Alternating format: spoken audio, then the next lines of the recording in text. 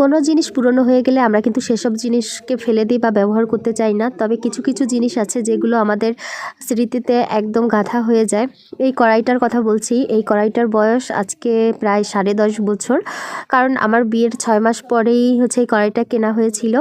আর এই কড়াইটা হচ্ছে এই 10.5 বছরে পড়লো। তো কড়াইটা এখনও অনেক ভালো রয়েছে, কোথাও থেকে ভাঙেনি। তবে এই যে যে মাঝখানে কালো কালো দাগগুলো, এইগুলো একদমই উঠতে চায় না। আমি কিন্তু এই স্টিলের মাজনি দিয়ে অনেকবার উঠানোর চেষ্টা করেছি এই কালো দাগগুলো, তবে এই কালো দাগগুলো একদমই উঠতে চায় না। মানে কড়াইয়ের সাথে এমনভাবে পুড়ে লেগে গেছে, তো একদমই উঠতে চায় না। তো তোমাদের দাদাকে দিয়েও অনেকবার চেষ্টা করিয়েছিলাম, কিন্তু এই কালো দাগগুলো ওঠে না।